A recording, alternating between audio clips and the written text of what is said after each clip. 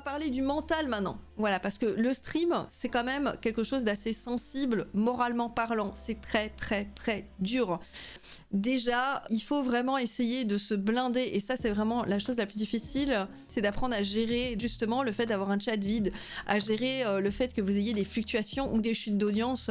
Gérer tout ça en fait, ça a l'air de rien parce que les personnes qui ne sont pas dans ce milieu, je vais dire les personnes qui ne streament pas, qui ne sont pas créateurs de contenu, ne comprennent pas, d'accord? Donc quand vous leur dites, ouais, d'habitude je suis à 15 viewers, aujourd'hui j'étais à 5, ils vont dire, mais t'as de la chance, t'as 5 personnes qui te regardent, et ils comprennent pas en fait votre désarroi. Et c'est très dur en fait parce que c'est des choses où forcément, comme on en discutait l'autre jour dans KLM, on se remet en question. On peut pas s'empêcher de se dire forcément c'est ma faute, j'ai mal fait quelque chose, j'ai pas été assez performant ce soir-là, j'ai pas été assez souriant, j'ai pas été assez agréable, j'ai pas été assez dynamique. Et on peut pas s'empêcher de se dire que quelque part c'est nous qui avons mal fait un truc, alors que il y avait peut-être un event à côté, il y avait peut-être un truc, il y avait peut-être machin, il y avait des trucs IRL, il y avait plein de choses qui font que les choses se sont passées comme ça.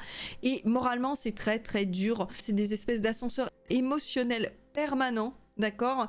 Et c'est important de vous entourer d'au moins quelques personnes qui comprennent, voire d'autres streamers ou streameuses qui comprennent ce que vous vivez, de pouvoir en parler avec, parce qu'on se sent parfois, et très souvent même, je dirais, on se sent très seul dans ce qu'on vit. Parce que votre famille, votre entourage ne comprendra pas, en fait. Vos viewers aussi, c'est pareil. C'est triste à dire, mais quand vous allez en parler à votre audience, ils vont avoir l'impression que vous vous plaignez, alors qu'on n'est pas du tout dans une plainte, mais dans une remise en question de ce qu'on fait mal, peut-être soi-même. Et du coup, c'est très délicat, en fait, de dire oui, je suis un petit peu déçue parce que ce soir, vous étiez 30, d'habitude, vous êtes 50. Et en fait, vous comprenez que ça peut être très vite perçu, alors qu'il faut pas du tout le prendre comme ça. Ça peut très vite être perçu par votre communauté comme vous êtes en train de vous plaindre quand même, c'est bon, moi j'étais là ce soir-là, pourquoi est-ce qu'elle dit qu'il n'y avait pas assez de monde? Ça va, moi je suis venue, si c'est comme ça je viendrai plus. Il faut vraiment pas le prendre comme ça. Et du coup en fait on a parfois personne vers qui se tourner pour discuter de ces choses-là, discuter de cet impact moral que ça nous fait, parce que comme je vous dis, en fait les chiffres parfois c'est la seule chose un petit peu à laquelle on peut se raccrocher en fin de live, de se dire j'espère que ça a plu aux gens, j'espère que voilà, le chat était actif, on a passé un beau moment, et après on regarde et on se rend compte que on a fait 30%, 50% de moins que ce qu'on fait d'habitude, et on se dit mais je comprends pas, la soirée était bien, j'ai fait plein de trucs intéressants, je pensais que les gens allaient être contents et tout. Et c'est très dur, et c'est pour ça en fait en parler à des gens qui sont peut-être plus du milieu ou qui comprennent un petit peu ce que vous ressentez, c'est peut-être une solution plus simple. Et aussi expliquer, si vous avez des proches, expliquez-leur ce que ça vous fait. Expliquez-leur que oui, ça devrait pas être grave, ça devrait pas m'impacter, mais ça me fait du mal. Et il faut que tu comprennes, je te demande pas de comprendre pourquoi ça me fait du mal, parce que t'es pas dans ma position, mais je te demande de comprendre que ça me fait du mal et juste de me soutenir. Et ça, c'est pas quelque chose qui est très très simple. L'inverse est exact. Avoir d'un coup du monde est très troublant ou déstabilisant. Exactement. Exactement. Tu vas avoir des gens qui vont arriver d'un coup et en fait, ça va être un petit peu perturbant, mais c'est quelque chose, plus tu pratiques et plus tu vas t'habituer. Ma femme ne comprend pas trop le délire, c'est assez dur. Oui, et ça c'est un petit peu compliqué parce que quand ton conjoint ou ta conjointe ne comprend pas vraiment en fait pourquoi tu es triste par rapport à ce que tu fais, leur première réaction ça va dire si ça te plaît pas, arrête quoi. Alors que non, t'es pas en train de te plaindre que ça te plaît pas, t'es en train de te plaindre que ça ne fonctionne pas comme tu voudrais, ce qui sont deux choses qui sont diamétralement opposées. Et donc c'est pour ça qu'en fait, le fait d'en parler avec d'autres streamers, c'est hyper, ça peut être hyper déculpabilisant, d'accord? Et ça, je trouve que c'est voilà. Oui, l'ego, je suis d'accord avec toi. L'ego fait aussi en sorte qu'on en parle, on a tendance à ne pas en parler même aux autres streamers.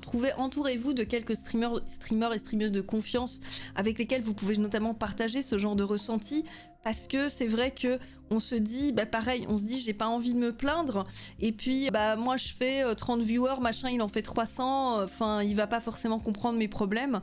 C'est bien en fait d'essayer de trouver des gens avec lesquels vous vous sentiez à l'aise et avec lesquels vous vous sentez en confiance de partager ça, parce que parfois on a juste besoin de se lâcher un coup, parfois on a besoin de pleurer un coup, on a besoin de râler un coup en disant mais putain je comprends pas, je me suis fait chier et tout à faire un bon truc, j'étais content de ma soirée et tout, et malgré ça il y avait personne par rapport à ce que je fais d'habitude. Et là en fait avoir juste quelqu'un qui vous dit simplement écoute, je comprends ce que tu ressens, écoute, c'est peut-être parce qu'il y avait ça et ça ce soir, c'est pas de ta faute, faut pas que tu le prennes mal, et ça va être déculpabilisant et ça va être plus simple d'un petit peu pas se sentir en fait aussi mal finalement dans ce qu'on fait. Et comme je vous dis, en fait, si vous êtes quelqu'un de très sensible, si vous êtes quelqu'un qui supportait pas la critique, si vous êtes quelqu'un qui avait peur de vous confronter en fait, qui avait peur de tout ce qui est confrontation, réfléchissez bien avant de vous lancer dans le stream, parce que le stream c'est internet, et internet c'est plein de gens malveillants, c'est plein de gens qui ont la méchanceté gratuite facile, c'est plein de gens qui potentiellement peuvent arriver sur votre stream et vous insulter gratuitement sur votre physique, sur votre gameplay, sur ce que vous proposez, et c'est très dur. Ça peut être très dur. Si vous êtes quelqu'un de sensible et que vous le prenez pour vous, vous avez deux solutions. Soit vous apprenez à vous blinder et à vous dire je m'en fous, et vous mettez directement un petit ban sur la personne qui vous insulte, parce que c'est pas parce qu'on est sur une plateforme caché derrière son écran qu'on a le droit de traiter les gens comme de la merde. D'accord, soit vous vous rendez compte que vraiment c'est quelque chose que vous supportez pas, et là j'ai pas vraiment beaucoup de solutions pour vous. Il faut apprendre à se blinder, ou alors se dire c'est peut-être pas fait pour moi, parce que c'est dur d'être confronté à des choses qu'on n'a pas envie de voir. Perso, le ban c'est clairement magique parfois. Ouais, c'est sûr. Y a rien à faire, l'être humain est fait de telle manière à sourire devant toi et derrière toi se dire et merde, elle y arrive, et moi ou pas, c'est une généralité, mais c'est quelque chose auquel il faut se préparer. Il y a des jalousies, il y a beaucoup de jalousie dans le stream. On m'a dit un jour, on est tous collègues, mais en même temps on est tous un peu concurrents, et c'est vrai, et il y a des jalousies qui se mettent en place, et on a beau dire oui, mais toi t'es pas machin et tout, tu dois pas te comparer à une telle, à un tel, à machin. On peut pas s'empêcher de se dire mais pourquoi alors est-ce que moi je propose un truc qui me semble quali, machin et tout, et truc, il a autant, et machin elle a autant, moi je fais que ça. Forcément on le prend sur soi, il y a toujours cette comparaison qui reste là, qui reste permanente. Sans aller jusqu'à dire qu'on est tous ennemis, on n'est pas vraiment ennemis. Je pense que c'est important de se faire des bonnes relations au niveau du stream, parce que en se tenant la main on ira plus loin ensemble. Se tirer dans les pattes et essayer de privatiser son espace de stream en essayant de garder jalousement ses viewers pour soi, pour moi c'est pas la solution. Faire du théâtre aide beaucoup, je trouve, parce que faire tout seul avec ses amis de la troupe c'est une chose, mais le faire devant un public c'est une autre histoire, c'est vrai. Quand on a un texte à réciter c'est plus simple, oui bien sûr, bien sûr. Il y a pas mal de hasard aussi dans le stream, ouais tout à fait.